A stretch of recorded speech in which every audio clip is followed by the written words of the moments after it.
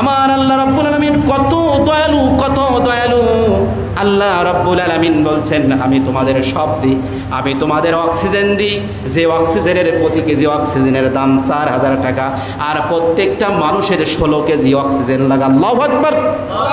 আমরা অন্যায় করার পরে, আমরা এত অপরাধ করার পরেও আমরা আল্লাহ রাব্বুল আলামিন আমাদেরকে অক্সিজেন দেন, আমাদেরকে পানির ব্যবস্থা করে দেন। আমাদের শীতকালে পানির দরকার, গরম না ঠান্ডা? গরম পানির দরকার। টিউবওয়েল চাপ দিলে আপনি গরম পানি পেয়ে যাচ্ছেন। আবার বলেন তো গরমকালে কি পানির দরকার? ঠান্ডা পানির দরকার। আপনি চৈত্র মাসে হাহাকার রোদের মধ্যে কাজ করেছেন, কাজ করে আপনি বাড়িতে এসেছেন, আপনি টিউবওয়েল চেপে 1 গিলাস ঠান্ডা পানি খেয়ে নিয়েছেন। আল্লাহু আকবার। সেই আল্লাহ রাব্বুল আলামিন এত দয়ালু, এত করুণাময়, সেই আল্লাহ রাব্বুল আলামিনকে আমাদেরকে অক্সিজেন দিচ্ছেন, আমাদেরকে পানি দিচ্ছেন, যা যা দরকার সব আমাদেরকে দিচ্ছেন। তারপরেও আমরা আল্লাহকে ভুলে গিয়েছি। আমাদেরকে বেঁচে থাকার দরকার, আমাদেরকে বাঁচিয়ে রেখেছেন, এজন্য আল্লাহ শুকরিয়া বলেন। আমাদেরকে বাঁচিয়ে রেখেছেন, এজন্য আমাদেরকে কপালটা ভালো না? কিন্তু আপনি একটা মানুষকে কাজ করতে নিলেন বাড়িতে, সেই মানুষটাকে আপনি যেই আপনার কথা শুনছেন, আপনি খাবার দিচ্ছেন, কাপড় চোপড় দিচ্ছেন, আপনার বাসস্থান ভালো দিচ্ছেন, ফ্ল্যাট বাড়িতে ঘুমাচ্ছেন, যেই আপনার কথা শুনছে না, আপনার অর্ডার মানছে না, আপনি ঘাল ধরে বাড়ির থেকে তাড়িয়ে দিচ্ছেন। কিন্তু আপনার আল্লাহ, আমার আল্লাহ এটা করেন নাই। সুবহানাল্লাহ বলবেন না? কি দয়াময় সেই আল্লাহ রাব্বুল আলামিন বলছেন, আমি আযাব গজব দিই, এটা আমার কোনো লাভ নাই, আমার ক্ষতিও নাই। আমি দিই এই জন্য যে তোমাদের অপরাধের কারণে আমি আযাব গজব দিই, লাআল্লাহুম ইয়ারজিউন, যাতে করে তোমরা আমার কাছে ফিরে আসো। এবারে দেখেন আল্লাহ রাব্বুল আলামিন সূরা সিজদার 21 নম্বর আয়াতে আমার আল্লাহ রাব্বুল আলামিন বলছেন যে আমি দেখেন কত আল্লাহ দয়ালু, কত দয়ালু। দেখেন আল্লাহ পাক আমাদেরকে যদি বলতেন একবারে বড় আযাব দিয়ে শেষ করে দিবে, পারতেন কিনা বলেন? পারতেন না? একবারে বড় আযাব দিয়ে আমাদেরকে তছনছ করে দিতে পারতেন। কোন নবীকে একবারে বড় কোনো আযাব দেয় নাই। ফিরাউনের সময় বারবার ওয়ার্নিং করেছেন, বারবার ওয়ার্নিং করার পরে যখন ফিরাউন ভালো হয় না, বারবার ওয়াদা ভঙ্গ করেছে, সেই মুহূর্তে ফিরাউনকে পানিতে চুবাই চুবাই মেরেছে। এই জন্য আল্লাহ রাব্বুল আলামিন বলছেন, ওয়ালা নুযিকান্নাহুম মিনাল আযাবিল আদনা দুনাল আযাবিল আকবার লাআল্লাহুম ইয়ারজিউন। আল্লাহু আকবার বলেন। আল্লাহ রাব্বুল আলামিন বলছেন, আমি আল্লাহ রাব্বুল আলামিন তোমাদেরকে বড় বড় আযাব দেওয়ার আগে, তোমাদেরকে বড় বড় শাস্তি দেওয়ার আগে, আমি আল্লাহ রাব্বুল আলামিন তোমাদেরকে ছোট ছোট আযাব দিই। কেন জানো? তোমাদেরকে কেন বড় আযাব দিই না? আমি ছোট্ট ছোট্ট আযাব দেওয়ার জন্য, যেমন দেখেন আইলা, নার্গিস, তারপরে আমফান, এটা কিন্তু কোনো বড় আযাব নাই। এই যে মাঝে কয়েক বছর আগে করোনা ছিল কিনা বলেন, এই করোনাটাও কিন্তু বড় আযাব না। আল্লাহর এগুলো কিন্তু ছোট ছোট আযাব। এই ছোট ছোট আযাবগুলো আল্লাহ পাক দেন এই জন্য যে আল্লাহ দেখেন লাআল্লাহুম ইয়ারজিউন, আমরা ফিরে আসি কি। আল্লাহ ছোট আযাব দেন কি জন্য? যে আমরা ফিরে আসি কি। কিন্তু আমরা কি করি না, আমরা ফিরি না। আমরা সেই যখন এইটা করোনা আসলো, মানুষ তো সব কি হলো, ভয় পেল না? সব মসজিদে পর্যন্ত নামাজ পড়তে আসলো না, মৃত্যুর ভয়। এত ভয় পেল আল্লাহকে। কিন্তু করোনা চলে গেল যা আর তা, ঠিক কিনা বলেন? সেই মানুষ যা তা হয়ে গেল। কিন্তু আল্লাহ বলছেন না, এটা বড় কোনো আযাব না। এই যে আমপান ঝড় যেদিন হয়েছিল, কি অবস্থা হয়েছিল, এটা হলো ছোট আযাব। আল্লাহ এটা কোনো বড় আযাব নয়। এই জন্য আল্লাহ পাক আমাদেরকে ছোট ছোট, আবার এই যে দেখেন করোনা, আপনারা শুনছেন সবাই মিডিয়ায়, আপনারা সবাই ইউটিউব চালান, সবাই নেটে থাকেন, আপনারা শুনছেন হয়তো করোনা আবার বাংলাদেশে ঢুকছে। শুনছেন আপনারা? মনিরামপুরে গত পরশু দিন, 2-3 দিন আগে একটা লোক মারা গিয়েছে করোনায়। তার মানে বাংলাদেশে আবার করোনা কি হয়েছে, আবার প্রবেশ করেছে। এই সব কিছু থেকে মুক্তি পেতে কার কাছে ফিরে আসতে হবে বলেন? সকল আযাব গজব থেকে বাঁচতে হলে কার ইবাদত করতে হবে? কার হুকুম মানতে হবে? সেই হুকুম আমরা না মেনে কার মানছি? চিন্তা করেন তো। আপনি মসজিদে নামাজ পড়ছেন, রোজা রাখছেন, বাইরে যে বেনামাজির দল করছেন। মিথ্যা বলছি? আপনি বাইরে যে কি করছেন? বেনামাজির দল করছেন। কি করে পারেন আপনি? আপনার এই যে নামাজ কোনো কাজে লাগবে না। আপনি মাছ মারতে গেলেন, একটা ছিদ্র প্যাকেট নিয়ে আপনি বিল থেকে মাছ ধরছেন, বড় বড় মাছ ধরছেন আর প্যাকেটে রাখছেন, আর বলতেছেন যে বাড়ির যে বিবিরে বলবো রান্না করে খাবো আজকে, বাড়িতে এসে দেখেন প্যাকেটে একটা মাছও নাই, তলা ছিদ্র একটা মাছও নাই। আপনি ওরকম নামাজ পড়লেন, মসজিদে রোজা রাখলেন, হজ করলেন, সব করলেন, আপনি যে বেনামাজি, জিনাখোর, ক্যাসিনোর ব্যবসা করে তার যে দল করে আপনি নির্বাচনে তাকে সাপোর্ট দিলেন, আছে? ওই যেরকম প্যাকেটে মাছ দাঁড়ায় না, বাড়িতে যে দেখে, আল্লাহর কসম দিয়ে বলি আপনার কপালে জান্নাত জুটবে না। সম্মানিত ভাইরা আমার খেয়াল করুন, যেহেতু জুমার দিনে আলোচনা বেশি করা যাবে না, এবার আল্লাহ রাব্বুল আলামিন বলছেন আমি প্রথম তোমাদেরকে ছোট আযাব গজব দিই, তারপরে আমি তোমাদেরকে বড় আযাব দিই। যখন বুঝাই দেখি তুমি ফেরো না, ওই মুহূর্তে আমি তোমাদেরকে বড় আযাব দিয়ে গ্রেফতার করে ফেলি। এবার দেখেন মূসা আলাইহিস সালাতু ওয়াস সালামের জামানায় আল্লাহ রাব্বুল আলামিন সেই ফিরাউনকে কি আযাব গজব দিয়েছিল আমরা একটু জানবো। এখান থেকে শুধু শুনবো না, আমাদেরকে বুঝতে হবে আল্লাহ রাব্বুল আলামিন এরকম আযাব গজব আমাদের দিতে পারেন কিনা বলেন। এজন্য আমাদের জীবন পরিবর্তন করতে হবে। আল্লাহ রাব্বুল আলামিন এইবার বললেন ফাআরসালনা আলাইহিমুত তুফানা ওয়াল জারাদ ওয়াল কুম্মালা ওয়াদ দাফাদিআ ওয়াদ দামা আয়াতিন মুফাসসালাতিন ফাস্তাকবারু ওয়া কানু কওমান মুজরিমিন। আল্লাহু আকবার বলেন। আল্লাহ বলছেন যখন জাদুকরের সাথে মূসা আলাইহিস সালাম জিতে গেলেন, এবারে ফিরাউনের সাথে ওই সময় মূসা আলাইহিস সালাম যখন জাদুকরকে ঠকায়া দিলেন, যখন হাতের সাপ ছাড়লেন, যখন জাদুকর ঈমান আনলো, মূসা আলাইহিস সালামের দলে যখন যোগ দিল, ফিরাউনকে বলল মূসা আলাইহিস সালাম, ওই মুহূর্তে ফিরাউনের কাছে চলে গেলেন। ফিরাউনের কাছে যে মূসা আলাইহিস সালাম বলছেন আমার প্রতি ঈমান আনেন, আমার আল্লাহর প্রতি ঈমান আনেন, আর বনি ইসরাইলকে আমার সাথে পাঠায়া দেন। কে বলছে এই কথা? মূসা আলাইহিস সালাম ফিরাউনকে বলছে আপনি ঈমান আনেন, আপনার জনগণকে ঈমান আনতে বলেন আল্লাহর প্রতি, আর আপনার এই যে বনি ইসরাইলের লোককে আমার সাথে পাঠায়া দেন। কিন্তু যখনই ফিরাউন আল্লাহর কথা সীমা লঙ্ঘন করলেন, আল্লাহর কথা অমান্য করলেন, আল্লাহর কথা মানলেন না, আল্লাহ রাব্বুল আলামিন তাফসীর ইবনে কাসিরের মধ্যে এসেছে, কয়েকটা তাফসীরে দেখলাম একই কথা এসেছে। আল্লাহ রাব্বুল আলামিন যখন মূসা আলাইহিস সালাম এই প্রস্তাব দিলেন, যখন ফিরাউন শুনল না, এই মুহূর্তে আমার আল্লাহ বললেন ফাআরসালনা আলাইহিমুত তুফান। আল্লাহ রাব্বুল আলামিন তাদের পরে একটা প্লাবন পাঠায়া দিলেন। আল্লাহু আকবার বলেন। কি পাঠালেন? তুফান, প্লাবন। এত বন্যা, এত পানি, আপনারা তো কিছু বুঝবেন না বন্যার কথা, আপনাদের দিকে উঠছে নাকি? আমার বাড়িতে একসময় মাজা পানি ছিল, 2000 সাল, কয়েক বছর 2-3 বছর একটানা ছিল। পানি যখন বন্যা উঠে যায়, ফসল আদি তো হয় না, মানুষের একটা দুর্ভিক্ষ তৈরি হয়ে যায়, ফসল কিচ্ছুই হয় না, ঘুমাতে পারে না, হাঁটতে পারে না, তারপরে আপনার প্রস্রাব পায়খানা পর্যন্ত করতে পারে না, এত কষ্টের মধ্যে থাকে যে এলাকায় বন্যা উঠে যায়। সেই মূসা আলাইহিস সালামের সমাজ জামানার মানুষকে এরকম বন্যায় প্লাবিত করে দিলেন, মানুষ একটা দুর্ভিক্ষের মধ্যে পড়ে গেলেন। কি বললেন? দুর্ভিক্ষের মধ্যে পড়ে গেলেন। এই সময় মূসা আলাইহিস সালামের কাছে ফিরাউন চলে আসলো, তার দলবল লোকরা ফিরাউনের কাছে এসে বলল ও মূসা, তোমার আল্লাহর কাছে তুমি দোয়া করো, তোমার আল্লাহর কাছে প্রার্থনা করো, আমাদেরকে যেন আল্লাহ এই প্লাবন থেকে মুক্তি দিয়ে দেয়। মূসা আলাইহিস সালাম 2 হাত তুলে আল্লাহর কাছে দোয়া করলেন, সাথে সাথে প্লাবন কি হয়ে গেল? দূর হয়ে গেল, পানি সব বন্যা সব প্লাবিত দূর হয়ে গেল। এবার মূসা আলাইহিস সালাম ফিরাউনকে বলল এবার ঈমান আনেন। ফিরাউন বলে না, কিসের ঈমান? কি করলো? এরকম এক শ্রেণীর মানুষ আছে না নাই? আমার দেশেও আছে না নাই? ঝড় উঠলে বলে আল্লাহ আল্লাহ, হিন্দু বলে আল্লাহ আমারে বাঁচাও, কিন্তু যখন ঝড় চড়ে যায় বলে কে আল্লাহ আর চেনে না, নাউজুবিল্লাহ বলেন। এবার ফিরাউন ঠিক একই কথা বললেন যে আল্লাহকে চিনি না, আমি ঈমানও আনবো না, আমার বনি ইসরাইলদেরকে তোমার সাথে পাঠাবো না।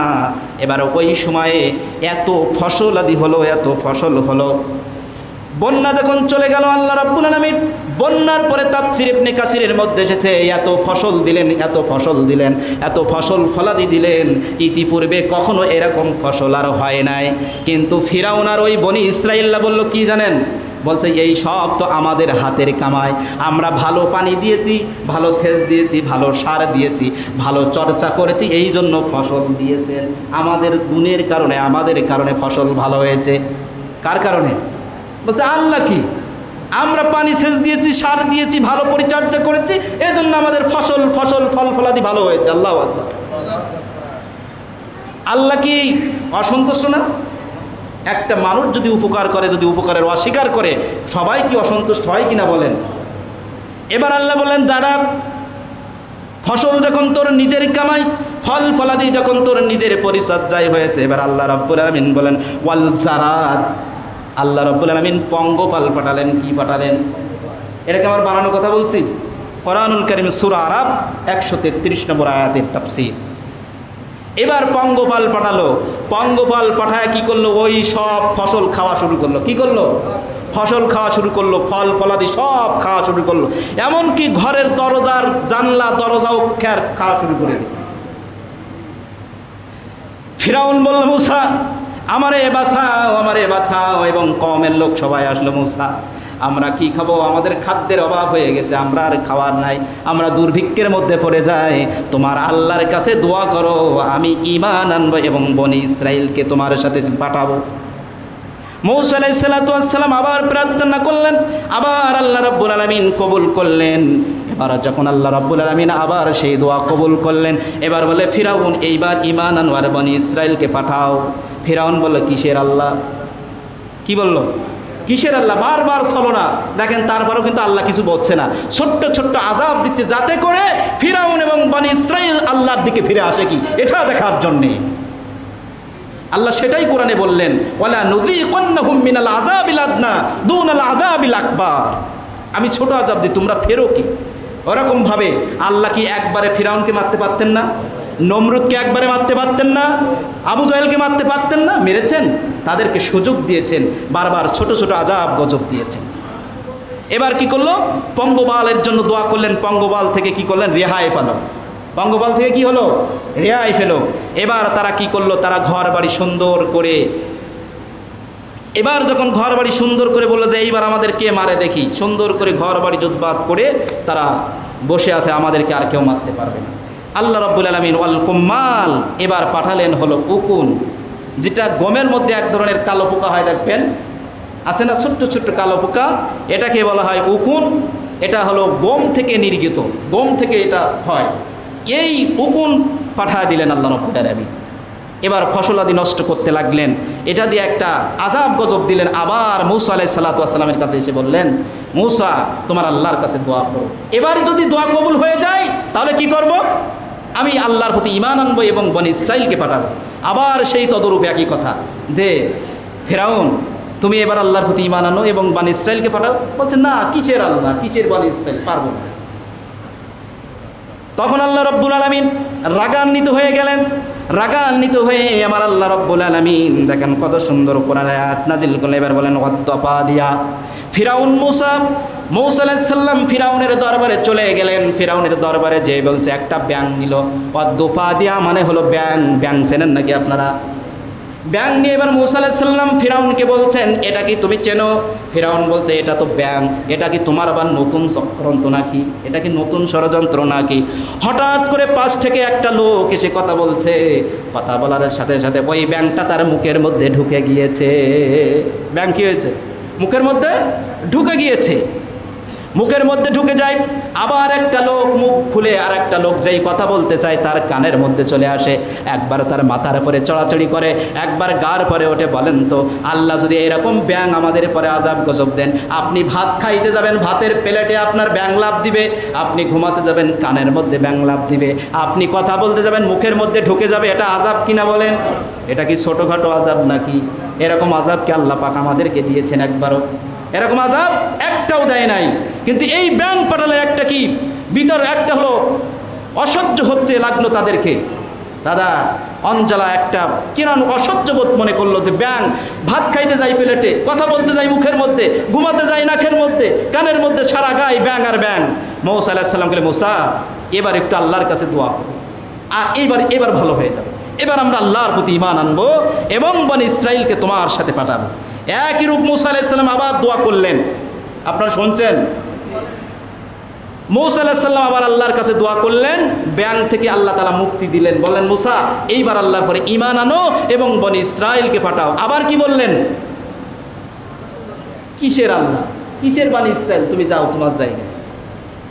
এই চারটা নিদর্শন চলে গেল। এবার আল্লাহ রব্বুল আলামিন রাগান্বিত হয়ে গেলেন। আল্লাহ রব্বুল আলামিন এবার বললেন ওয়াদ্দামা, আল্লাহ এইবার রক্ত পাঠায় দিলেন তাদের আযাব। রক্ত পাঠালে কি সমস্যা হয় নাকি? হয়। রক্ত পাঠায় দিলেন, নদীগুলো রক্তে জমাট বেঁধে গেল, পুকুরের নালাগুলো সব রক্তে জমাট বাঁধলো, টিউবওয়েলের পানি ওঠে না, সমস্ত পানিগুলো সব রক্তে জমাট বেঁধে গেল। বলেন তো পানি কয়দিন না খেয়ে থাকা যায়? 5 দিন কি পানি না খেয়ে থাকতে পারবেন নাকি? এরকম আল্লাহ রব্বুল আলামিন যদি আমাদের সাগরগুলো, নদীগুলো, পুকুরগুলো, এরকম টিউবওয়েলের পানিগুলো যদি রক্তে জমাট করে দিত, বলেন তো আমরা পানির জন্য হাহাকার করে বেড়াতাম কিনা? আল্লাহ পাক এরকম তাদের আযাব দিলেন, সব পানিগুলো রক্ত জমাট বেঁধে গেল, তারা পানি খেতে পারে না, তারা কান্নাকাটি শুরু করে দিল। ফিরাউনকে বলল, চলেন আমরা যাই মূসা আলাইহিস সালামের কাছে, এবার আমরা ঈমান আনবো, ঠিক আছে, আমরা এবার আর ছলনা করব না, আল্লাহ পাক আমাদের আযাব থেকে মুক্তি দিক। এবার আল্লাহ রাব্বুল আলামিনের কাছে আবার দোয়া করলেন, মূসা আলাইহিস সালাম দোয়া করলেন, এবার রক্ত থেকে আল্লাহ মুক্তি দিয়ে দিলেন। আবার ওই জার তা, আবার কি ফিরাউন ঈমান আনে না। আল্লাহ বলে, দাঁড়া, তোর আর আমি দেখবো না, 5 বার তোকে সুযোগ দিয়েছি, 5টা গজব দিয়েছি, আর 5 বার অন্যায় করেছি, তারপরও তুই ভালো হও নাই, এবার তোর পানির মধ্যে সুবায়া সুবায়া মারবো, কেউ ঠেকাতে পারবে না। এরকমভাবে যারা ইসলাম বিদ্বেষী, যারা আল্লাহর সাথে ছলনা করে, আপনারা শুনে রাখুন, ইসলামের সাথে গাদ্দারি করে আপনি টিকে থাকতে পারবেন না। ইসলাম ইসলামের জায়গায় থাকবে, কোরআন কোরআনের জায়গায় থাকবে, আপনি নিশ্চিহ্ন হয়ে যাবেন। কথা বলেন ঠিক না বেটি? আমি এখানে থাকবো না একদিন, কিন্তু কোরআন কোরআনের জায়গায় থাকবে, ইসলাম ইসলামের জায়গায় থাকবে। আপনি ইসলামকে ধ্বংস করতে পারবেন না। আপনি একজন আলেমকে ফাঁসি দিয়ে মেরে আপনি কিছুই করতে পারবেন না, সে জায়গায় আল্লাহ পাক 100 জন আলেমকে তৈরি করে দেবেন, ঠিক কিনা বলেন? আপনি কি করবেন? কিছুই করতে পারবেন না, ইসলামকে দমাতে আসবেন না। এরকমভাবে আমি আপনাদেরকে যে কথা বোঝাতে যাচ্ছিলাম, আল্লাহ রাব্বুল আলামিন আমাদের পরে কখন আযাব গজব পাঠান, কয়েকটা কারণে আল্লাহ পাক আযাব গজব পাঠান। যখন দুনিয়ার মানুষ আসমান এবং জমিনে যে কিতাব আল্লাহ পাক নাজিল করেছেন কোরআনুল কারীম, এই কথাকে বাদ দিয়া যখন মানুষের কথা তৈরি করা মতলক্ষ কথাকে মানুষকে প্রাধান্য দেয়, জমিনে প্রতিষ্ঠিত করতে চায়, আল্লাহ রাব্বুল আলামিন আমার কোরআনকে বাদ দেয়া অন্য মানুষের কথা প্রতিষ্ঠিত করতে চায়, আমি ওই মুহূর্তে ওই সময় আমার জমিনে আযাব গজব পাঠাই। বুঝছেন? যখন আল্লাহর আসমানি কিতাবের কথা বাদ দিয়া মানুষের কথা আমরা যখন প্রতিষ্ঠিত করতে যাই, আল্লাহ বলছেন ওই সময় আমি মানুষের পরে কি করি? গজব নাজিল করি। 2 নম্বর, যখন যে বাংলাদেশ বলেন আর যে দেশই বলেন না কেন, যে দেশের মধ্যে জুলুম শুরু হয়ে যায়, তখনই আল্লাহ রাব্বুল আলামিন আযাব গজব দেন। আমার দেশে জুলুম ছিল না মনে হয়? ছিল? নাম বলেন তো কার, একজন কে জুলুম করেছে বেশি? তাহলে যারা জুলুম করেছে, শুধু কি জনগণের মালকে আত্মসাৎ করে জুলুম করেছে? একজন পিতা একজন সন্তানের সাথেও জুলুম করেছে। কেমন? সব এরকম পিতা আছে না নাই? মেয়েটার মাথায় হাত বোলায় বলে, মা ভালো থাকিস, সুস্থ থাকিস, দোয়া করি, তোর ভাইয়ের নামে জায়গাগুলো লিখে দিলাম। এটা কি জুলুম না? একটা ছেলে গরিব, বাপের কোনো জমি নাই, 10 কাঠা জমি আছে, চাকরি করতে হবে, চাকরির জন্য 10 কাঠা জমি বিক্রি করে আপনার হাতে 20 লক্ষ টাকা উঠাইয়া দিচ্ছে। আপনি চাকরি দিবেন একজনকে, টাকা নিয়েছেন 20 জনের কাছে। কথা বলেন ঠিক না বেটি? এই মানুষটাকে আপনি কি জুলুম করেছেন না? যে মানুষের কোনো টাকা নাই, পয়সা নাই, বাপের একটু 10 কাঠা জমি ছিল, সেটাও বিক্রি করেছে চাকরির জন্যে। আপনি 20 জনের কাছ থেকে টাকা নিয়ে সেই চাকরিটা পর্যন্ত দেন নাই, তার জমিটা ঘুষেছে এবং সে অভাবের মধ্যে ভুগছে। এটা কি জুলুম না? এরকম কি আমরা দেখি নাই বাংলাদেশে? আর দেখতে চান? আর দেখতে চাই আমরা? যদি যারা এই কাজটা করে না, দুর্নীতি করে না, তারপরে গরিবের মাল খায় না, জনগণের মাল ভক্ষণ করে না, এবং একটা মাল তাদের কি করে না, তাদের মাল বাড়ে না, আরও কি করে মাল কমে যায়। এরকম লোকের দরকার আছে না নাই? জনগণের সেবা করবে, নিজের টাকা আরও খরচ করবে, এরকম দরকার আছে না? ওই রকম জুলুমকারীর দরকার আমাদের আর নাই। 3 নম্বর, যে সমাজের মধ্যে আলেম ওলামাদের নির্যাতন শুরু হয়ে যায়, আলেম ওলামাকে বেইজ্জতি করে, ওই সমাজে আল্লাহ গজব নাজিল করে। কি নাজিল করেন? আলেমদের মনে হয় কোনো আমাদের বেইজ্জতি হয় নাই, হয়েছে? অন্য অন্য দেশে হয়েছে, আমার দেশে মনে হয় নাই, হয়েছে? এত নির্যাতন, মিথ্যা বানাওট কিছু দিয়ে কত কি করেছে। আহা, আল্লাহ বলছেন আমি তোদেরকে ধরি না, যখন ধরব পলানোর সময়টাও তোমরা পাবা না। কিন্তু সম্মানিত ভাইরা, সময় যেহেতু বেশি নেই, আমরা বর্তমানে একটা ইস্যু দেখছি যে ইরান এবং ইসরায়েলের যে যুদ্ধ, ইরান নিয়ে অনেক মানুষে অনেক কথা বলছে যে ওরা হলো শিয়া, ওরা হলো মুসলমান না। কিন্তু এই পজিশনে এসে তারা তো ইহুদিদেরকে ধ্বংস করছে, কথা বলেন না কেন? অতএব তারা যা হয় হোক, তারা শিয়া হোক, কিন্তু আমাদের যে সমস্ত মা বোনদের ছোট্ট ছোট্ট বাচ্চাদেরকে রক্তাক্ত করেছে এবং মেরেছে এবং তাদেরকে মারছে, এতে আপনার খুশি না বেজার? এতে খুশি না বেজার? আমাদের এই যে নির্যাতন করেছে ফিলিস্তিনের ছোট্ট ছোট্ট বাচ্চার মা বোনদেরকে, পেটে বাচ্চা লাথি মেরেছে, তাদের বাচ্চাগুলো এমনি ডেলিভারি হয়ে গেছে, রক্তাক্ত হয়েছে, এই সমস্ত যে যারা করেছে, আমরা চাই বিশ্বের মানচিত্রে থেকে এই ইসরায়েল নামক দেশটা মুছে যাক। চাই কারা কারা? 2 হাত তুলে দেখান। আল্লাহ পাক কবুল করুন। হাত নামান। বাংলাদেশ একটা ইসলামী কান্ট্রি, এরকম পৃথিবীর মধ্যে মোট 57টা দেশ আছে ইসলাম মুসলিম দেশ। কয়টা? 57টা দেশ রয়েছে মুসলিম দেশ। এই 57টা মুসলিম দেশ যদি এক হয়ে এক সুরে কথা বলতো, তাহলে 200 কোটি মুসলমানের পদে এত নির্যাতন করার দুঃসাহসকার হতো না। কথা বলেন ঠিক কিনা? হতো। কিন্তু আমাদের মুসলমানের মধ্যে এক ভাই মার খায়, আর এক ভাই দেখে, কোনো প্রতিবাদ করে না, বিভিন্ন কথা বলে। কিন্তু আমাদের দরকার এক হতে হবে। 200 কোটি মুসলমান যদি আমরা এক হয়ে ইহুদিদের বিরুদ্ধে আমরা রুখে দাঁড়াই, আমাদের ওই আমেরিকা ইসরায়েলের অস্ত্রের ভয় নাই, আমাদের কোনো অস্ত্র লাগবে না। যদি প্রস্রাব করে দেয় মুসলমান, তারা বঙ্গোপসাগরে ভেসে যাবে। কথা বলেন না কেন? এই জন্য ইব্রাহিম আলাইহিস সালামকে যখন আগুনের মধ্যে ফেলাচ্ছিলেন, তখন ব্যাং 1 ফোঁটা প্রস্রাব করে দিয়েছিলেন আলাদা। নমরুদ যে আগুন জ্বালাইছিল, এই আগুন ব্যাঙের 1 ফোঁটা প্রস্রাব দিয়ে কি নেববে? নেববে? কেন তিনি প্রস্রাব, এই ব্যাংটা কেন প্রস্রাব করলো ভেবেছেন কি? ব্যাং প্রস্রাব করলো, আল্লাহকে বললো আল্লাহ আমার 1 ফোঁটা প্রস্রাবে এই আগুন নিববে না। আমি জানিয়ে দিলাম, প্রতিবাদ করলাম যে আমার 1 ফোঁটা প্রস্রাবে আগুন নেববে না, কিন্তু আমি জানাইয়া দিলাম আমি নমরুদের বিপক্ষে, আমি ইব্রাহিম আলাইহিস সালামের পক্ষে। আল্লাহু আকবার। আমরা কি ওরকম ইব্রাহিম আলাইহিস সালামের ওই ব্যাঙের ভূমিকা নিতে পারবো না? আমরা কিছু করতে পারবো না দূর থেকে, কিন্তু আমরা সাপোর্টও নিতে পারবো যে এই পৃথিবী থেকে ইসরায়েল যারা ফিলিস্তিনের মুসলমানদেরকে এত নির্যাতন করেছে, তারা পৃথিবী থেকে একেবারে নিচ্ছিন্ন হয়ে যান। চান না আপনারা? যেহেতু সময় হয়ে গিয়েছে, আজকের এই পর্যন্ত থাক। আমরা আজকের যে আলোচনা শুনলাম, আল্লাহর আযাব গজব কখন আসবে আমরা সবাই সতর্ক। আমরা সবাই সতর্ক হয়ে যাই। আমরা মুসলমান, আমাদের প্রথম মুসলমান, we are Muslim, we are great, we are latest উম্মাহ। সুবহানাল্লাহ বলেন। আমরা যা হই না কেন, আমাদের প্রথম পরিচয় কি? আরও জোরে বলেন, প্রথম পরিচয় কি? আমাদের প্রথম পরিচয় হলো আমরা মুসলমান এবং মুহাম্মদ রাসূলুল্লাহ সাল্লাল্লাহু আলাইহি ওয়াসাল্লামের সর্বশ্রেষ্ঠ জাতি আমরা। সুবহানাল্লাহ বলেন। তাহলে এর চাইতে আর বড় কোনো পরিচয় আছে?